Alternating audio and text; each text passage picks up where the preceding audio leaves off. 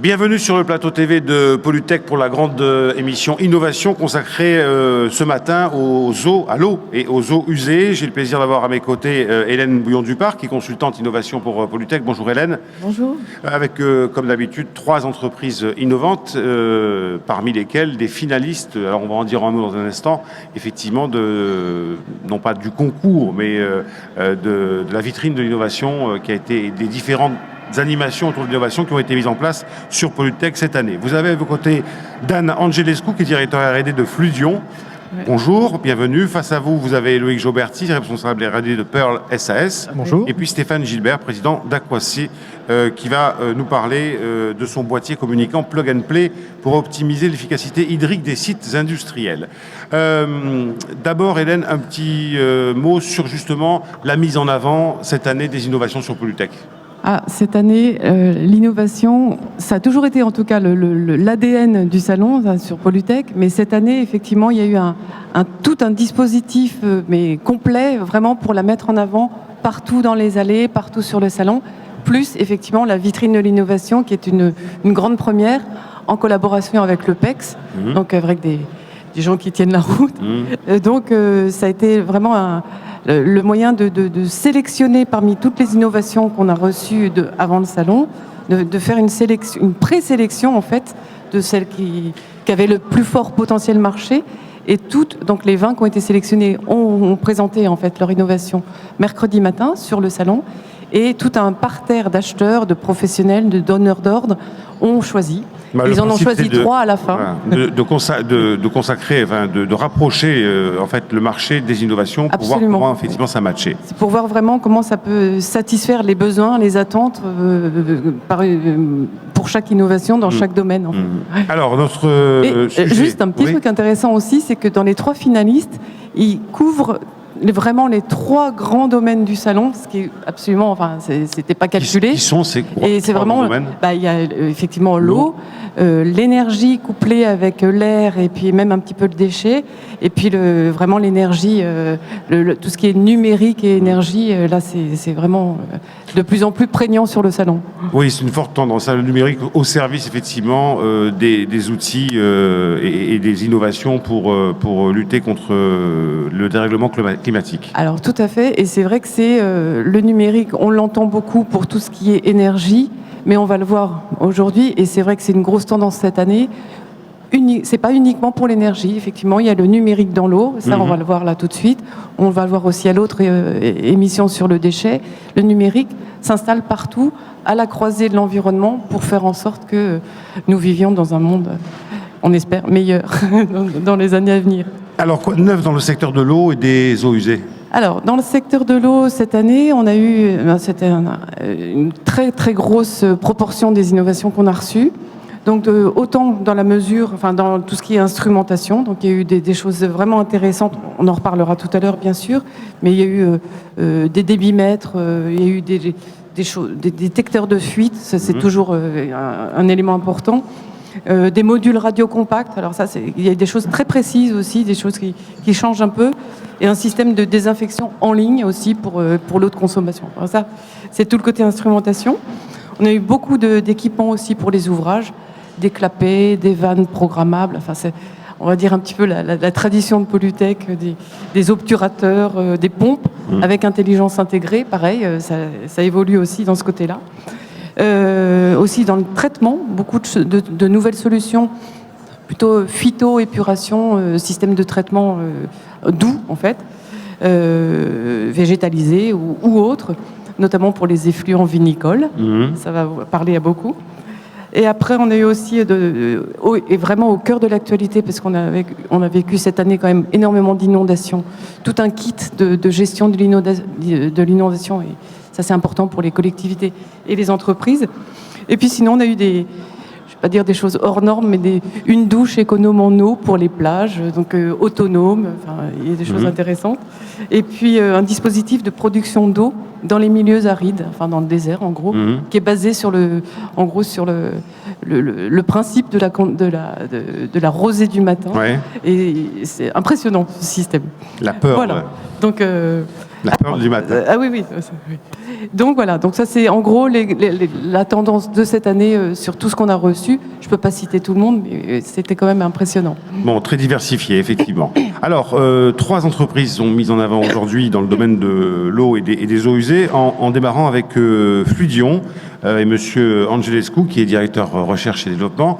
Alors, Hélène, dites-nous un petit peu pourquoi vous avez décidé et choisi de mettre Fluidion en avant.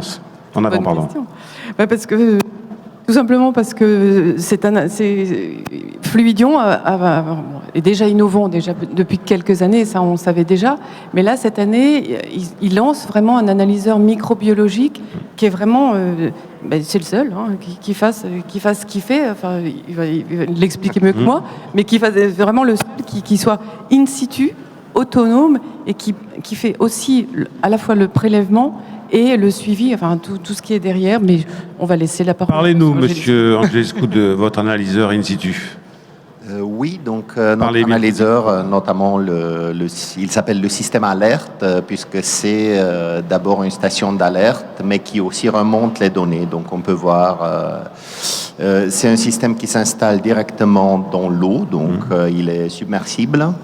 Et il fonctionne sur batterie et il fait toutes les opérations de prélèvement, de traitement de l'échantillon, d'analyse par la suite, analyse optique et de transmission de données. Et il génère des alertes automatiques qui vont directement aux utilisateurs pour leur dire si l'eau est chargée en pathogène. Et normalement, une eau de boisson doit être complètement propre. L'eau de baignade, il y a des normes qui cadrent la qualité de l'eau qui est acceptée pour différentes activités. Donc, nous pouvons donner des alertes dans le cas où ces normes sont dépassées. Donc, pour prévenir les utilisateurs. On est carrément dans le monde de la robotisation, là, c'est un petit robot finalement. Si vous voulez, c'est un système microfluidique ou fluidique automatisé qui fait tout. C'est pas un robot en soi. Il faut pas s'imaginer des petits bras qui prennent. Non, mais ce que je veux dire, il est autonome. Voilà. C'est complètement autonome. Donc c'est sur il effectue des tâches de manière autonome. Tout à fait. Alors, on l'implante à quel endroit? Dans quel milieu? Il peut être utilisé en beaucoup de milieux différents. Donc déjà dans le milieu naturel, dans les rivières, dans les lacs, pour la surveillance des plages. Donc ça, c'est une première application. Une deuxième application serait pour tout ce qui est aquaculture, des huîtres, etc., qui doivent être gardées propres et qui accumulent ces bactéries, sinon dans leur corps, ce qui peut être toxique et peut être dangereux. Et également pour tout ce qui est eau potable, donc eau de source qu'on traite pour la potabiliser, et également les rejets des STEP, des stations de traitement et d'épuration. Lorsqu'ils rejettent dans le milieu récepteur, on peut surveiller la qualité de cette eau et s'assurer qu'il n'y a pas une contamination importante, et notamment par temps d'orage, quand les stations de traitement sont au-delà de leur capacité. Ça peut arriver que de l'eau non traitée arrive directement dans le milieu récepteur et ça crée des pollutions fortes.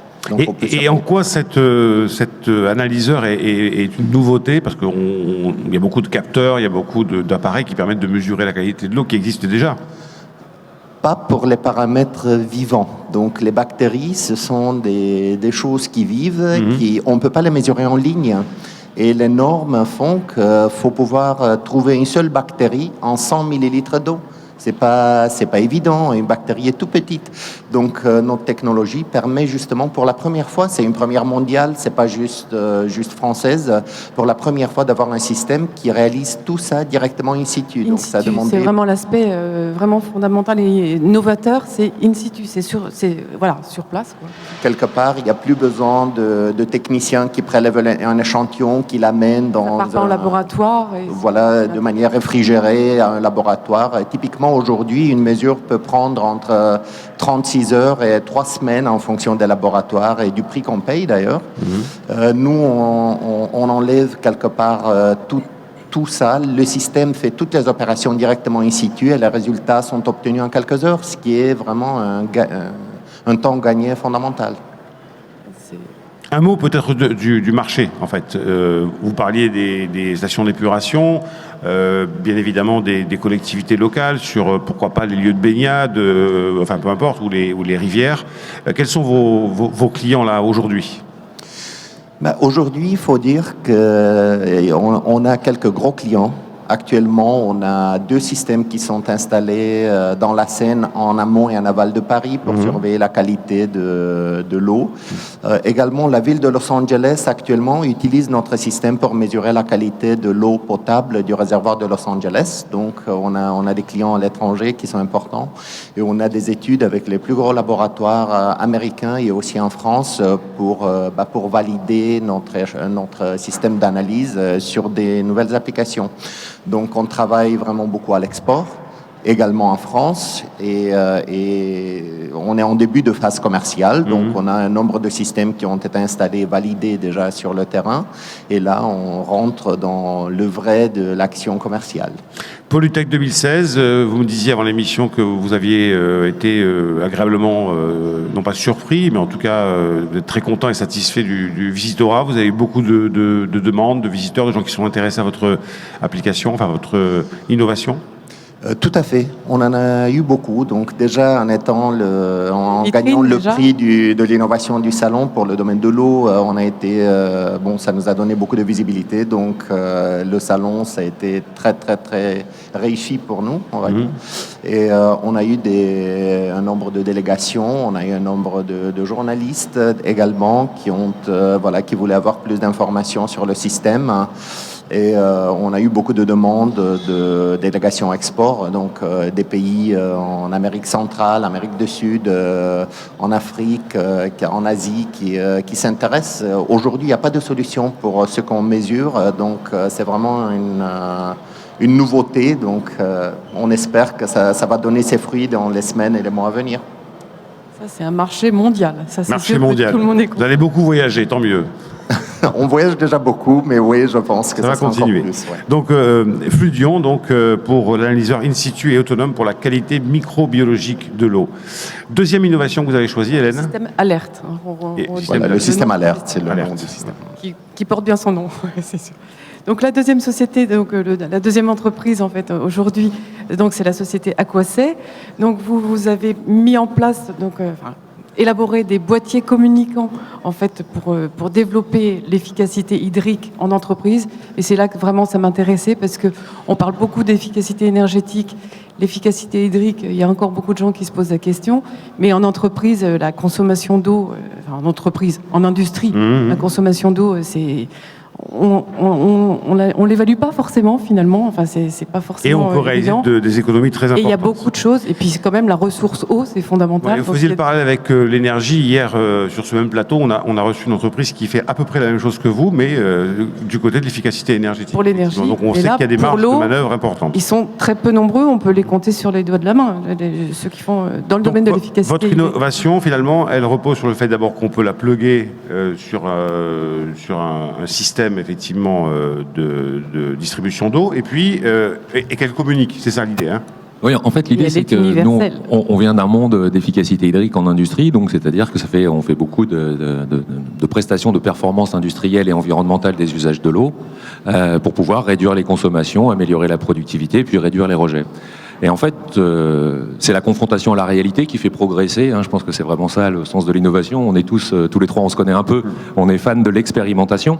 Et nous, on se retrouvait face à beaucoup de situations très différentes chez différents industriels, chez différents sites, avec différentes fournitures de matériel, donc différents langages de programmation parlés, différents protocoles de communication, de l'analogique, du numérique, du réseau radio. Enfin, tout existe déjà. Et nous, on avait un problème, c'est que quand on voulait faire des mesures de manière temporaire, on était obligé d'amener énormément de matériel d'acquisition et de transmission de données différents. Il faut savoir qu'il y a certains constructeurs qui ne sont même pas compatibles et que sur un ordinateur, vous êtes obligé de dédier les protocoles par port USB. Parce que si vous mettez les protocoles sur les deux, ça se mélange et ça fait dysfonctionner les appareils. Donc, il y a vraiment des systèmes qui n'étaient pas prévus au départ pour être très communicants dans tous les sens. Et donc, notre idée, c'est ça, c'est d'essayer de faire une boîte, un objet connecté qui permet de s'adapter à toutes les situations et de pouvoir connecter à peu près n'importe quoi, même s'il n'a pas été prévu au départ que ce soit communicant. Alors, on va le plugger de quelle manière et sur quel appareil? Alors, on va le plugger sur tous les automates industriels, sur tous les enregistreurs, sur tous les ordinateurs, sur tout ce qu'on appelle les systèmes SCADA, donc les systèmes de métrologie ou les systèmes de contrôle-commande des usines. On peut communiquer avec ces systèmes par bien des manières, à la fois par des langages numériques complètement analogiques, par donc du câble Ethernet dont tout le monde a l'habitude, mais parfois on est obligé d'utiliser encore du 420 mAh et d'autres systèmes. On va parler plusieurs types de langages et grosso modo on peut parler l'analogique, le numérique, ce qu'on appelle le tout ou rien, et à l'intérieur de cette boîte il y a énormément de protocoles qui permettent de parler à peu près toutes les langues. Voilà, l'objectif c'est ça, c'est parler toutes les langues de l'électronique de mesure de Polytech, et Dieu sait que c'est ambitieux parce qu'il y en a beaucoup. En termes d'utilisation, tout le monde, c'est pas trop compliqué. Alors non. Alors nous on vient on a vraiment une philosophie qui est non. Le monde d'aujourd'hui, il est plug and play. Il faut que le technicien, il prenne la boîte, il la connecte sur l'automate, et 2 minutes après, il prend son téléphone portable et il a l'information sur le téléphone portable. Si ça marche pas comme ça, c'est pas une innovation, c'est l'ancien monde. Il faut se projeter dans le nouveau monde. Donc tout est open source. On n'emprisonne pas nos clients dans des protocoles propriétaires. On n'est pas du tout dans cette démarche. On est vraiment dans la nouvelle économie. Il faut que ce soit très ouvert, très open source, très partageable, parce que c'est dans le partage des données qu'on fait des progrès, et d'une simplicité enfantine. Si c'est pas d'une simplicité enfantine, ça ne marchera pas. Et comment l'exploitant peut, une fois qu'il a récupéré ces données, comment il peut les utiliser, comment il peut corriger? Alors, en fait, ce qu'il y a, c'est que bien sûr, ce système, c'est pas une supervision. C'est pas fait déjà pour faire de la commande. C'est fait plutôt pour faire de la tendance. Par contre, bien sûr, on a mis tout un moteur d'alerting. L'idée, c'est pareil, c'est que finalement, les informations des différentes strates d'un site industriel sont toujours produites par les mêmes capteurs. Et le technicien de la station d'épuration ou du process industriel a besoin des valeurs instantanées de température, de pression pour agir. Le chef de service, lui, il a besoin de bilan quotidien, de combien de kilowatts on a consommé, combien de litres d'eau, etc. Et puis le directeur d'usine, lui, il a besoin d'une agglomération de toutes ces données pour avoir des fonctions de coût à la tonne produite. Et en fait, toutes ces informations sont issues des mêmes systèmes d'information, et parfois elles sont reprises et recopiées. Nous, ce qu'on fait, c'est qu'en fait, finalement, on prend ces données. C'est un système très scalable, excusez-moi pour l'anglicisme. Ça veut dire que c'est un système qui permet de représenter cette donnée en fonction des utilisateurs. Et donc, chacun des utilisateurs de l'usine va pouvoir définir comment il veut voir la donnée représentée en fonction de l'activité qu'il a. Encore une fois, le technicien a besoin de la valeur instantanée, le directeur du groupe a besoin du cumul mensuel. Et donc, c'est toujours la même chose, mais il faut bien comprendre le friendly user, l'orientation utilisateur. Nous, notre obsession, c'est ça. Il faut que ce soit simple et il faut que ce soit orienté utilisateur, sinon ça ne marchera pas. Et quelles sont les marges de manœuvre, les économies qu'on peut réaliser? Est-ce qu'il y a un ou deux exemples que vous pouvez donner? Ah oui, on peut en donner plusieurs. On est arrivé. Alors, bien sûr, ça dépend si ce sont des industries, comment elles utilisent l'eau et quelle est leur taille. Parce qu'on a des clients qui consomment des dizaines de milliers de mètres cubes jour, jusqu'à des clients qui consomment quelques dizaines de mètres cubes jour. C'est pas du tout la même chose. Mais globalement, on va dire que pour un site qui a déjà initié une démarche, qui a déjà essayé de faire des choses, ces nouvelles technologies permettent, en termes de volume, on va parler juste simplement de volume, parce qu'en termes de coût, encore une fois, ça dépend de la valeur ajoutée du produit qu'on produit. Donc, on peut pas répondre à cette question. Mais en termes de volume, on va dire que la mise en place d'un système d'efficacité hydrique permet deux choses: une réduction des consommations d'eau à très court terme de 15 à 20%, mais surtout ça permet de diminuer le niveau de risque incidentiel. Il faut bien comprendre que dans l'énergie ou dans l'eau, dans bien des cas, vous faites beaucoup d'efforts, vous faites de la formation, de la sensibilisation, vous investissez et vous avez un très bon niveau de performance. Le problème, c'est que sur une grosse papeterie ou sur un gros site chimique, le moindre incident, un incident, c'est 4 mois de travail, de bon travail mis en l'air, parce que quand ça dysfonctionne avec des flux qui sont tellement importants que ça pose un problème. Et donc notre idée, c'est vraiment ça, c'est à la fois, effectivement, on utilise mieux l'eau, mais surtout on diminue le niveau de risque qui est incidentiel, qui permet là du coup de pouvoir maintenir la performance. Oui, donc il y a des gains en termes de volume d'eau utilisé et des gains en termes de performance des process. C'est ça. Merci beaucoup. Alors, on va revenir dans le monde des eaux usées avec Pearl SAS. Oui, donc après la mesure, après les connecteurs universels, parce que là, c'était quand même l'intérêt et versatile. C'était le brevet. C'est l'objectif. On ne parle pas encore toutes les langues quand même. On n'est pas loin, mais on n'y est pas encore. On passe donc effectivement maintenant dans l'aspect traitement, traitement, et vraiment quelque chose de très concret et même si le mot n'est pas forcément extraordinaire, mais c'est vraiment une rupture technologique, parce que le traitement de l'eau, vraiment l'eau polluée, la captation des métaux lourds, pour l'instant ça se faisait, mais il y avait des systèmes qui étaient d'abord très longs et donc du coup très coûteux. Là, donc la société Pearl a mis en place, a développé un produit en plus 100% naturel, c'est quand même pas le biosorbe, pas négligeable. Et donc le biosorbe, qui est un tapis qui biosorbant. Donc on va vous laisser bien expliquer. Que vous allez me faire passer comme ça, je vais le montrer à la caméra. Si vous voulez voir, je peux vous en donner. Dites-nous d'abord, pour qu'on comprenne bien, d'où vous partez. Alors d'où on part en fait? On part d'une constatation que les arbres, au moment où ils arrivent à capter des polluants en même temps qu'ils captent leurs nutriments, ils vont avoir un système de défense important qui va être de capter et de concentrer ces différents polluants au niveau de leur écorce d'arbre, au niveau de l'écorce. Donc le but du jeu, nous, c'est réutiliser ces propriétés. Une fois qu'on a coupé l'arbre et qu'on a récupéré les écorces, on a vérifié dans un premier temps que ces capacités de fixation et de concentration de ces métaux existaient toujours une fois que l'arbre était coupé, ce qui est le cas. Et en fait, on a développé un système de traitement des eaux basé sur ces propriétés. Alors qu'est-ce que j'ai dans la main là? Alors ce que vous avez dans la main, en fait, c'est un composite, un non tissé, ce qu'on appelle, c'est-à-dire que ce sont un composite de 2 produits, les écorces d'arbre qui est la partie active du produit, et tout ça, en fait, ça a été introduit dans un non tissé de fibres de lin pour simplement faciliter son utilisation et éviter d'avoir à utiliser des écorces en vrac. Le but du jeu de ce produit, c'est aussi de valoriser des coproduits de la filière, à la fois de la filière bois, puisqu'on part d'un déchet qui est pour l'instant un déchet important de la filière bois, qui sont les écorces, et on part, dans le cas de ces fibres de lin, d'un déchet aussi de l'industrie du lin, qui n'utilise pas, ou très peu, les fibres courtes du lin. Alors ce qu'on voit ici sur l'écran, en fait, c'est tout à fait, voilà, c'est une multicouche. Voilà, exactement. Voilà. Donc ça, c'est la façon dont on va mettre en œuvre. Voilà.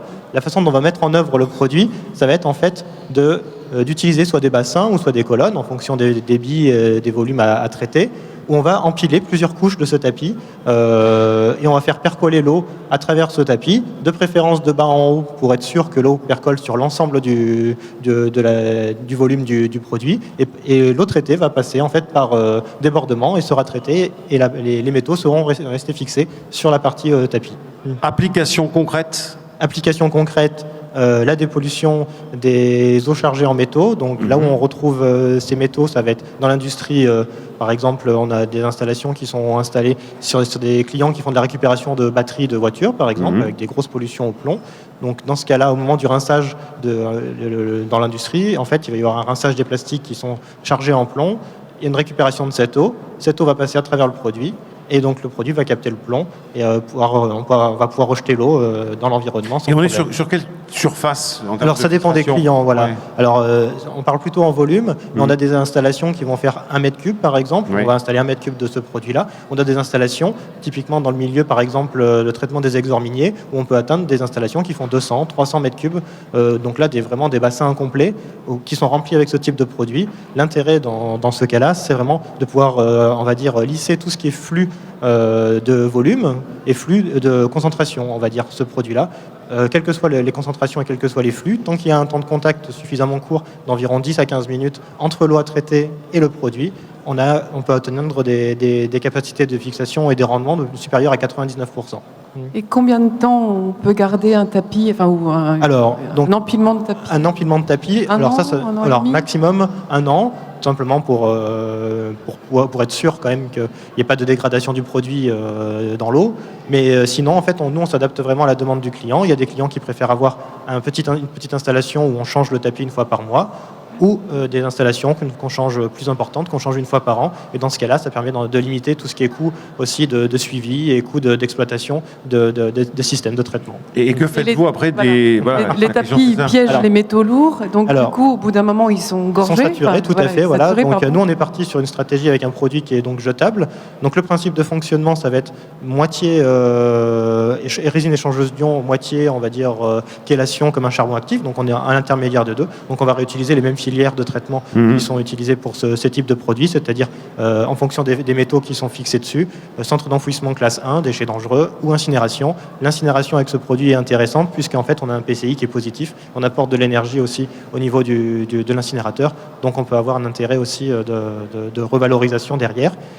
Ce produit aussi, il est utilisé pour tout ce qui peut être récupération de métaux d'intérêt ou métaux précieux. Voilà. Donc l'or, le platine, le palladium. Donc ils sont utilisés soit dans des industries qui utilisent ces métaux pour simplement leurs propriétés pour décorer, mais aussi toute l'industrie chimique qui utilise par exemple le palladium comme catalyseur. Et qui veut séparer, récupérer ces métaux précieux et d'intérêt avec ce produit-là, Et ensuite, des récupérateurs peuvent facilement incinérer ce produit et récupérer les métaux d'intérêt. Comment vous fournissez-vous en matière première, en matière biosourcée? Alors, donc, nous, on a donc des intermédiaires qui vont faire la collecte auprès des scieurs, récupérer les écorces qui ont un intérêt pour nous. Donc, dans ce cas-là, nous, on utilise des écorces de pin. Et donc, en fait, nous faire des lots homogènes, parce que le but du jeu, c'est quand même que nous, on puisse assurer une qualité de produit derrière. Donc, on fait des lots homogènes de produits. Ces écorces, ensuite, on va les traiter avec un procédé de chimie verte pour éliminer tout ce qui est partie tanin hydrosoluble. Le but du jeu, en fait, étant de ne pas remplacer une pollution par une autre. Si vous mettez des écorces dans l'eau directement, vous allez voir une coloration qui apparaît. Le but du jeu, c'est que ça n'apparaisse pas lors du traitement. Et ensuite, donc, on travaille avec un partenaire, donc Ecotechnilin, qui est situé en Normandie, en plein milieu des champs de lin, et qui, lui, va nous faire le produit avec les écorces intégrées à l'intérieur. Donc, le pin, c'est plutôt l'arbre que vous choisissez, oui, tout à fait. Et du lin pour effectivement... Voilà. Alors, vous n'êtes pas loin des Landes, du coup, avec les... Tout à fait, voilà. Donc nous, on est basé en Limousin. Donc, on se fournit soit au niveau des Landes, soit au niveau du Limousin, avec le pin Douglas, qui est une ressource quand même très importante. Et vous ne saviez pas qu'il y avait des pins en Limousin? Si, il y en a partout. C'est qu'avec des vaches. Il y a aussi c'est ça, voilà. Non, les vaches, et d'ailleurs, j'en profite pour dire que ce soit à Coissé ou Père, vous êtes tous les deux de la région limousine. Oui, tout à fait. On est à peu près à 200 mètres l'un de l'autre sur le site d'Esther à Limoges. Oui, on est relativement fiers pour une fois. Effectivement, il y a 10% des finalistes, des trophées, des vitrines de l'innovation de Polytech qui viennent de Limoges. Alors moi, je suis très fier et très content de ça. On est 3 de la Nouvelle-Aquitaine et 2 de l'ancienne région Limousin. C'est extrêmement positif, mais c'est lié aussi au fait, je pense, qu'il y a beaucoup de centres de savoir et de compétences liés à l'eau dans la région de Limoges et que c'est une vraie force régionale. Mais je trouve ça vraiment super. Parfois, Limoges souffre un peu d'une image un peu vieillissante, un peu planquée, un peu plan-plan. Je suis très content vraiment et très fier que 2 entreprises aient réussi à être en finale des trophées d'innovation. Rassurez-moi, on a quand même l'Internet au début à Limoges. Ah oui, mais en fait, Limoges, on a même des boîtiers communicants. Limoges, c'est la 2e ville de la Nouvelle Grande Légion en termes d'habitants et c'est la 19e ville de France. Donc effectivement, on a une image un peu dégradée, mais je vous assure, il y a la FNAC, il y a Internet, il y a absolument tout ce qu'il faut. On a un Zénith maintenant. Un complexe. On a même un Zénith maintenant. C'est un complexe qui ne devrait pas exister. Au contraire, ça vient de l'histoire, les Limogés. Ça vient de l'histoire, les Limogés. On punissait les militaires, on les envoyait. Plus sérieusement, à quand un pôle de compétitivité sur les techniques de... Alors nous, on est porteurs. Nous, on est porteurs d'une innovation. Alors je sais pas, enfin d'une idée. Je sais pas si c'est un cluster. Je sais pas quelle forme ça pourrait prendre, mais on a fait beaucoup de porte-à-porte cette année en disant, même auprès de Pearl d'ailleurs, auprès du BRGM, auprès du pôle de compétitivité l'OPSIS, auprès de l'Office international de l'eau. Il y a énormément de savoir-faire sur l'eau à Limoges et il y a aussi énormément de savoir-faire sur la télécommunication. Il faut savoir que il y a des centres de compétitivité et des centres de savoir universitaires et institutionnels sur l'eau et les télécommunications. Alors nous, on est basé à Limoges, on est société spécialisée en efficacité hydrique, on s'y est passé pour de bonnes raisons. Et on est persuadé que, effectivement, il faudrait faire émerger depuis Limoges une initiative qui représente les institutionnels, les centres de savoir, et puis des entreprises locales pour créer ce qu'on a appelé pour l'instant Numéraqua, c'est-à-dire faire émerger les sciences et les techniques du numérique appliquées à la gestion de l'eau. Eh bien, écoutez, bonne chance pour la suite. On vous retrouvera peut-être dans un pôle de compétitivité un de ces jours, puisque le principe, vous le savez, c'est de rapprocher l'académique du technologique et rapprocher aussi les petites entreprises des grandes pour pouvoir effectivement développer des domaines particuliers. Nous, on croit beaucoup aux environnements écosystémiques. C'est-à-dire que, grosso modo, un peu comme le monde bactérien qui est la passion de Dan, c'est-à-dire que finalement, il faut savoir que les bactéries, elles échangent des informations, du matériel génétique, de la nourriture, elles se parlent et finalement, elles sont très puissantes par ces capacités finalement de fonctionner en écosystème, pour simplifier. Moi, je suis persuadé que l'avenir de nos entreprises, qui ne sont pas des multinationales, qui sont des TPE, PME, c'est absolument résolument d'aller vers ces écosystèmes, des logiques écosystémiques. Merci à vous 3, à vous 4 d'être venus pour cette émission consacrée effectivement à l'eau et aux eaux usées. Beaucoup d'innovations, beaucoup de choses à voir. Vous pouvez rejoindre nos amis sur leurs stands respectifs si vous regardez la chaîne YouTube de Polytech, puisque l'émission sera en ligne dans quelques minutes. Nous, on va se retrouver un peu plus tard pour une nouvelle grande émission qui sera consacrée au domaine des déchets. À tout à l'heure.